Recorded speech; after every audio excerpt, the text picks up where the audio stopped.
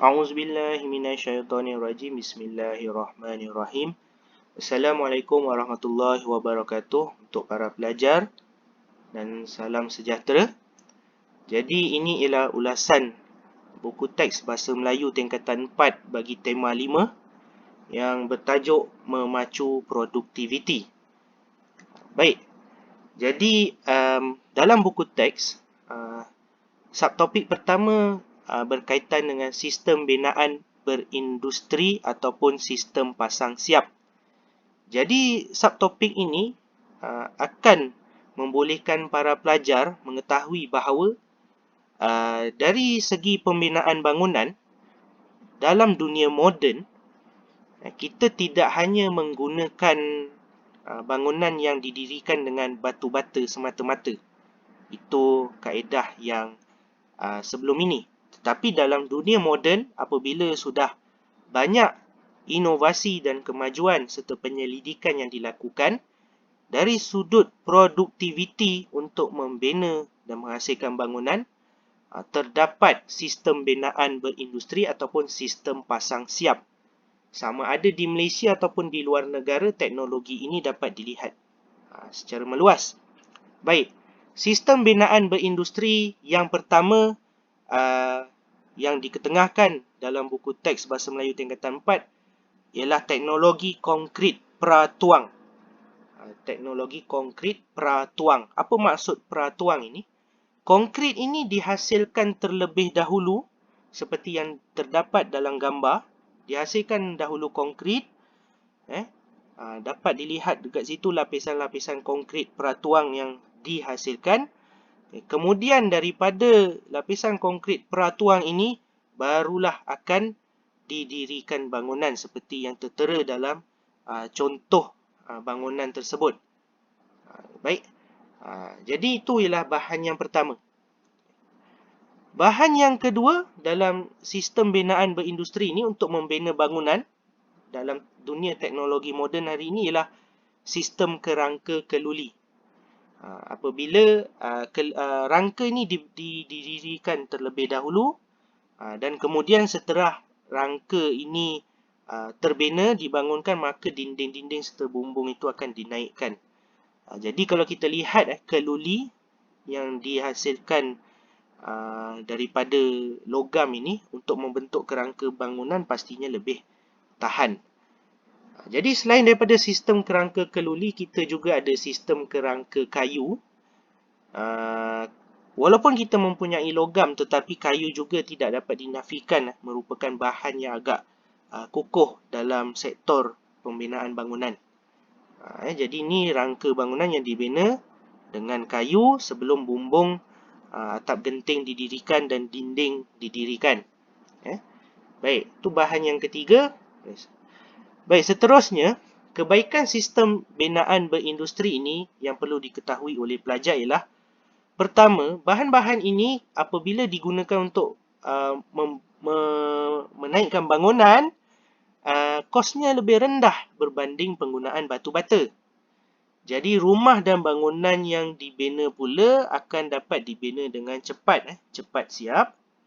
Strukturnya ringan tetapi kukuh dan seterusnya menjadikan rumah lebih sejuk. Dan ada juga pandangan yang mengatakan bahawa sistem binaan berindustri ini merupakan teknologi membina bangunan ataupun rumah yang mempunyai daya tahan yang tinggi terhadap gempa bumi. Jadi di negara-negara seperti Jepun dan Indonesia yang mempunyai ataupun mengalami bencana alam gempa bumi disebabkan negara ini terletak di lingkaran api Pasifik, maka sistem binaan berindustri ini sudah pasti boleh digunakan secara meluas untuk menghasilkan rumah atau bangunan yang mempunyai daya tahan yang tinggi terhadap gempa bumi. Dan di Malaysia, pada masa yang sama, manfaat ini di Malaysia, apabila sistem binaan berindustri ini, rumah pasang siap ini, diaplikasikan secara meluas, maka kita dapat mengurangkan penggunaan buruh asing. Baik, seterusnya, itu tadi berkaitan tajuk produktiviti atau penghasilan. Dari sudut penghasilan bangunan, pembinaan bangunan atau rumah, kita sudah mempunyai sistem binaan berindustri yang mempunyai banyak kebaikan dalam dunia moden ini. Banyak kebaikan, banyak keistimewaan.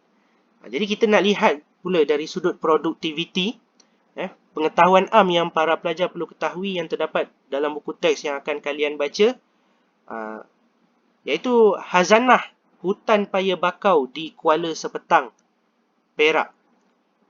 Jadi hutan paya bakau ini, seperti yang kita tahu, hutan paya bakau ini diciptakan oleh Allah Subhanahu Wa Taala dari sudut alamnya mempunyai peranan, iaitu menghalang hakisan pantai serta menjadi habitat bagi hidupan-hidupan akuatik.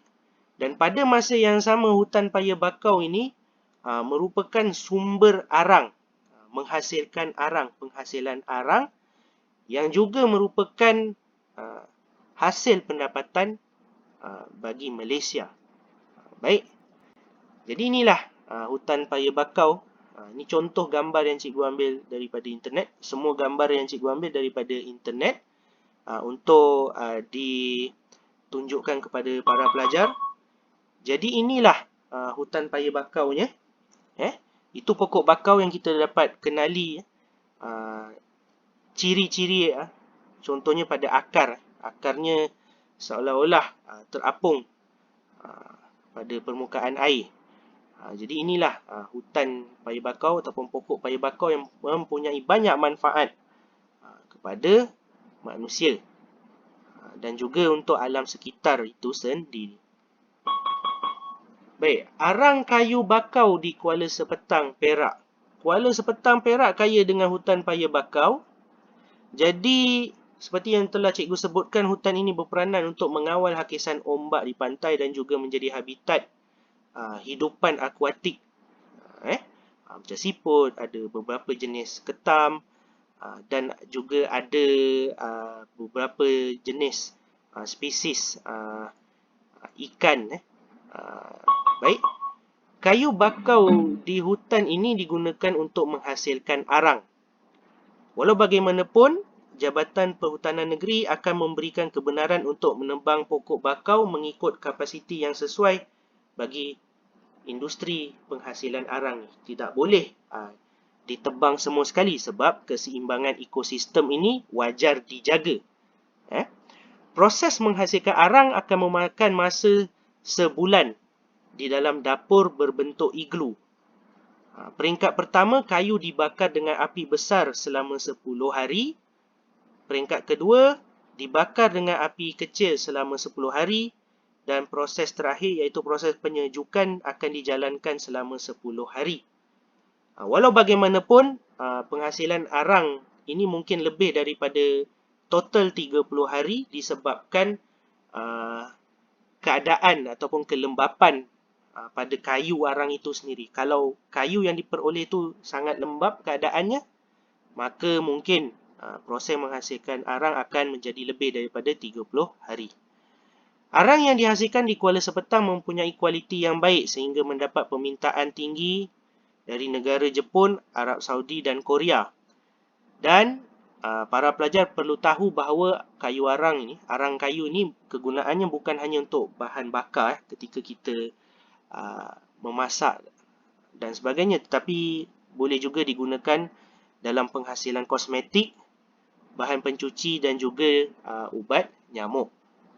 Baik, inilah iglu yang dibina untuk menghasilkan kayu arang, dan kayu bakau itu akan dibakar dalam iglu ini mengikut tempoh yang telah diterangkan sebentar tadi.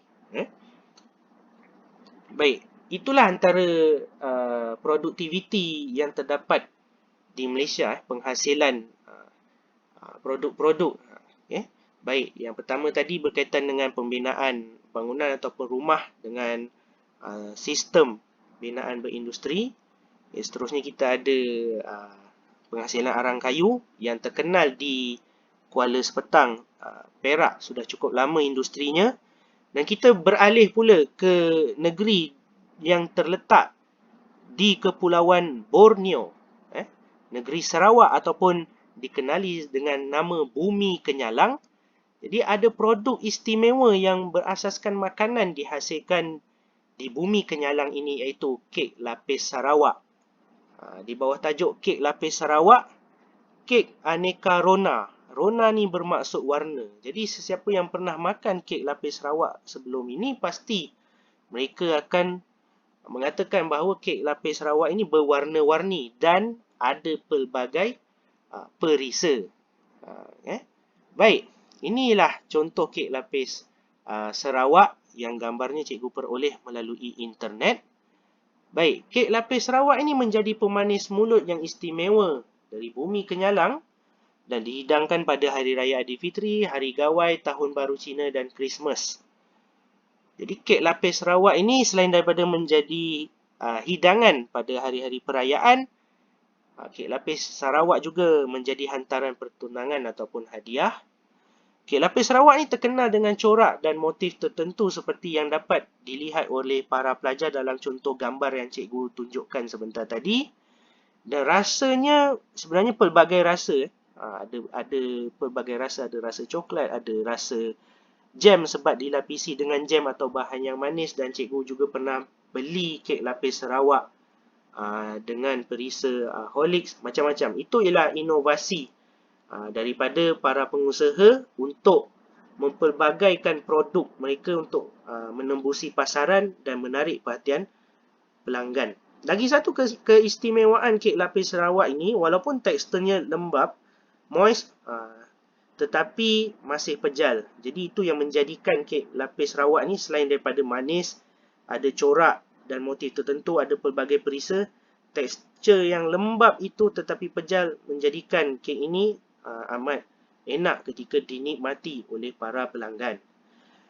Jadi sekali lagi, Institut Penyelidikan dan Kemajuan Pertanian Malaysia ataupun MARDI sedia membantu mana-mana usahawan yang ingin bergiat hati dalam penghasilan kek lapis Sarawak ini, kerana MARDI telah menghasilkan mesin yang dapat menggantikan tenaga manusia untuk menghasilkan kek ini. Jadi apabila kek lapis Sarawak ataupun apa-apa produk sekalipun dihasilkan dalam skala yang besar untuk tujuan perniagaan, maka penggunaan mesin amat diperlukan untuk menggantikan tenaga manusia, supaya penghasilan produk kek lapis Sarawak ini lebih cepat dalam kuantiti yang banyak dan dapat menjimatkan masa serta mengurangkan kos pengeluaran. Baik, kita beralih kepada kemajuan topik yang bertajuk kemajuan dalam perindustrian kecil dan sederhana. Tadi kita dah dapat lihat ada sektor pembinaan bangunan, ada penghasilan kuih. Jadi ini semua ialah kita boleh kaitkan dengan perindustrian kecil dan sederhana, bermaksud industri yang tidak dilaksanakan dalam skala yang besar, skalanya sederhana tetapi sangat penting bagi pertumbuhan ekonomi Malaysia. Apabila kita nak berbincang mengenai kemajuan dalam perindustrian kecil dan sederhana atau PKS, sudah pasti sistem pendidikan dan latihan teknikal dan vocational ataupun kita sebut TVET memainkan peranan yang sangat besar, kerana sistem pendidikan TVET ini menawarkan pelbagai bidang teknikal dan vokasional seperti automotif, elektrik, kimpalan, malah juga dalam bidang-bidang lain seperti kulinari ataupun masakan, dan juga bidang yang melibatkan tekstil seperti jahitan.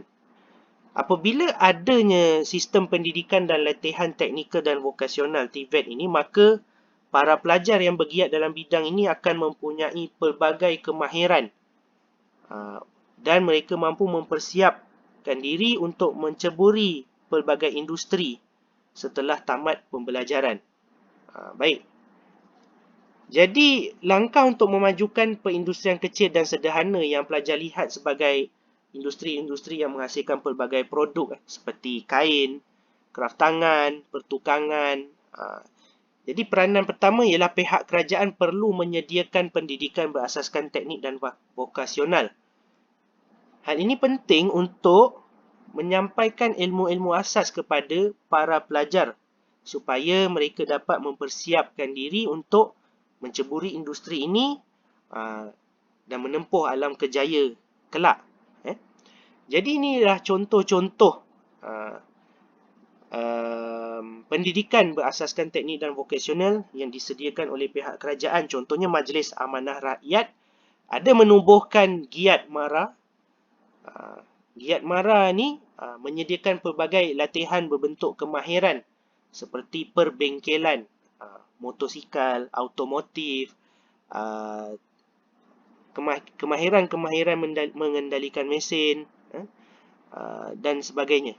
Seterusnya, Majlis Amanah Rakyat juga telah menubuhkan Institut Kemahiran Mara untuk memberikan kursus dan latihan kepada para pelajar untuk menceburi bidang-bidang kemahiran, dan pada masa akan datang apabila para pelajar bergiat aktif dalam perindustrian kecil dan sederhana ini, para pelajar boleh membantu mengembangkan ekonomi negara. Selain Giat Mara dan IKM, terdapat juga Institut Kemahiran Belia Negara dengan fungsi yang sama, semuanya memberikan pendidikan berkaitan teknik dan vokasional kepada pelajar, dan juga telah tertubuhnya kolej vokasional di bawah Kementerian Pendidikan Malaysia untuk memberikan pendidikan. Apabila para pelajar telah mempunyai pendidikan dan dalam aspek kemahiran, maka kelak para pelajar akan lebih bersedia untuk bergiat aktif dalam industri perindustrian kecil dan sederhana bagi memajukan ekonomi negara dengan memenuhi keperluan para pelanggan. Dalam bidang automotif, ada dalam bidang jahitan, ada bidang kulinari ataupun masakan. Malah ada juga bidang-bidang lain yang memerlukan kemahiran seperti bidang elektrik, pendawaian, kimpalan ataupun welding, dan juga dalam bidang kulinari ataupun masakan. Baik. Untuk memajukan perindustrian kecil dan sederhana ini, selain daripada pendidikan, pihak kerajaan dan pihak perbankan juga perlu menyediakan bantuan modal. Modal ni penting untuk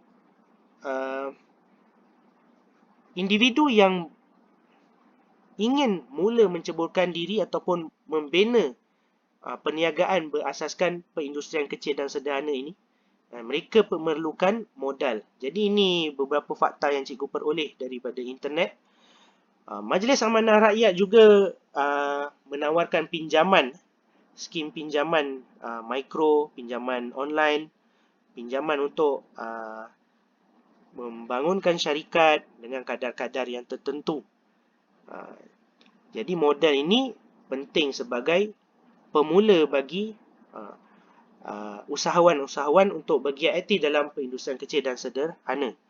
Selain daripada MARA, terdapat juga pinjaman daripada Agrobank berbentuk kredit mikro, pembiayaan perniagaan bagi usahawan mikro.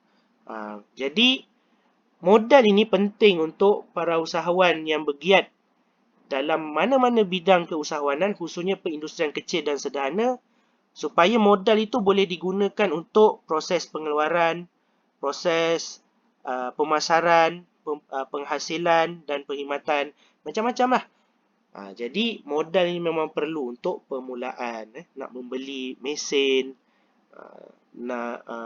para usahawan ingin mendapatkan tempat untuk disewa dan sebagainya. Jadi inilah dua contoh pinjaman untuk memajukan perindustrian kecil dan sederhana. Pertama sekali, contohnya ialah daripada Majlis Amanah Rakyat yang memberikan pinjaman, dan yang kedua ialah daripada pihak Agrobank yang memberikan pinjaman kredit mikro. Baik. Langkah seterusnya untuk memajukan perindustrian kecil dan sederhana ialah pengusaha itu sendiri perlulah memperluas pasaran. Jadi para pengusaha tidak boleh duduk di zon selesa. Mereka perlulah mencari pasaran-pasaran terkini untuk memperluas pasaran produk mereka supaya permintaan terhadap produk mereka tu dapat ditingkatkan.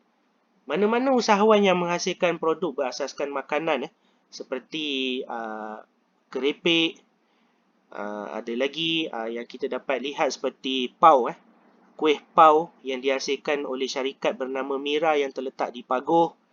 Dan ada juga yang lain-lain menghasilkan seperti roti canai segera, kari pap segera, kari pap beku segera dan sebagainya. Para pengusaha perlu berusaha untuk memperluas pasaran supaya permintaan terhadap produk itu meningkat.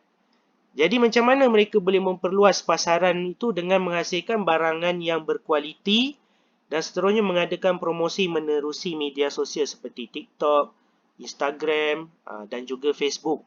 Kerana media sosial ini amat efektif untuk mempromosikan produk PKS, perindustrian kecil dan sederhana, kerana penggunanya sangat ramai pada masa ini. Seterusnya, untuk memajukan PKS, pengusaha juga perlu memastikan bekalan bahan mentah tidak terputus. Kerana apabila bekalan bahan mentah terputus, maka produktiviti ataupun penghasilan barangan para pengusaha akan tergendala. Contohnya, pengusaha yang mengusahakan penghasilan kerepek, makanan ringan yang berbentuk kerepek, tidak boleh menghasilkan produk apabila bekalan seperti bahan mentah seperti pisang, ubi kayu, keladi dan keledek itu terputus. Begitu juga dengan yang menghasilkan kari pap segera. Produk mereka tidak dapat dihasilkan dengan lancar apabila bekalan bahan mentah seperti daging itu terputus. Sebab menghasilkan kari pap ada yang menggunakan daging, ada yang menggunakan kentang. Jadi bekalan bahan mentah tidak boleh terputus. Bagaimanakah bekalan bahan mentah boleh dipastikan tidak terputus? Pengusaha perlulah berurusan dengan pembekal bahan mentah yang mempunyai reputasi yang baik, rekod yang baik. Dan juga pengusaha perlu menyediakan tempat menyimpan bekalan bahan mentah supaya bekalan bahan mentah ini dapat dipastikan sentiasa cukup, sentiasa memenuhi kadar pengeluaran barang setiap hari. Baik, seterusnya, untuk memajukan PKS, pemilik syarikat perlulah menguruskan perniagaan dengan cekap dari segi aspek kewangan dan juga kebajikan pekerja. Sekiranya aspek kewangan ni gagal diuruskan, maka para peniaga tidak dapat membuat pusingan modal. Dan ini akan mengganggu penghasilan produk. Dan apabila kewangan terjejas, akan ada kesan-kesan lain lagi seperti gaji pekerja yang tidak dapat dibayar, maka kebajikan pekerja akan terjejas. Apabila tidak ada pekerja yang ingin bekerja lagi dengan pemilik syarikat, maka penghasilan produk akan tergendala dan sektor perindustrian kecil dan sederhana tidak akan maju. Disebabkan kegagalan menguruskan kewangan syarikat dan juga kebajikan pekerja. Baik, itulah sedikit sebanyak berkaitan dengan produktiviti yang telah kita sentuh, berkaitan barang-barangnya dan juga langkah-langkah untuk memajukan sektor perindustrian kecil dan sederhana. Semuanya berkaitan dengan produktiviti, iaitu penghasilan barang. Jadi yang popular di seluruh dunia, termasuklah Malaysia ketika ini, ialah revolusi perindustrian 4.0. Ini antara fakta yang cikgu ingin para pelajar cikgu kuasai. Baik, revolusi perindustrian 4.0 menurut pengasas Forum Ekonomi Dunia iaitu Klaus Schwab, ada dalam buku teks, menyatakan revolusi perindustrian 4.0 ditandai dengan kemunculan superkomputer, robot pintar, kenderaan tanpa pengemudi dan suntingan genetik. Baik, secara mudahnya,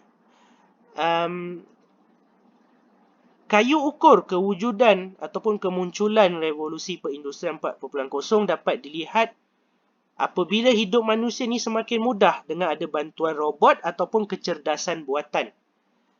Contohnya yang popular dalam kalangan pelajar di seluruh dunia ialah ChatGPT, apabila pelajar boleh menaip maklumat yang diingini dan aplikasi tersebut akan bertindak balas dengan memberikan jawapan yang diinginkan oleh para pelajar.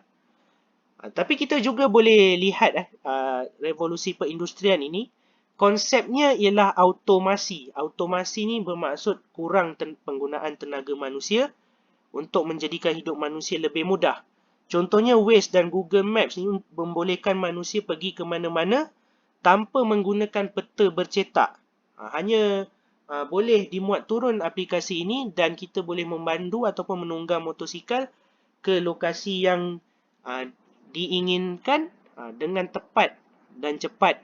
Malah Waze dan Google Maps ni juga boleh menghindarkan pemandu daripada menempuh kesesakan jalan raya.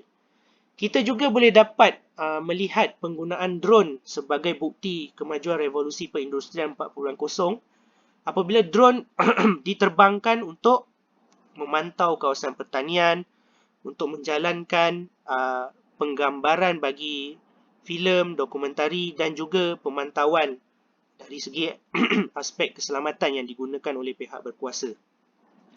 Dan kita juga dapat melihat bukti-bukti revolusi perindustrian 4.0 melalui kereta elektrik yang dibangunkan oleh Tesla. Baik, itu sahaja daripada cikgu. Cikgu harap semua pengetahuan am itu dapat dikuasai. Dan jangan lupa baca juga buku teks tema 5 sebagai persediaan untuk kelas pada minggu hadapan. Terima kasih.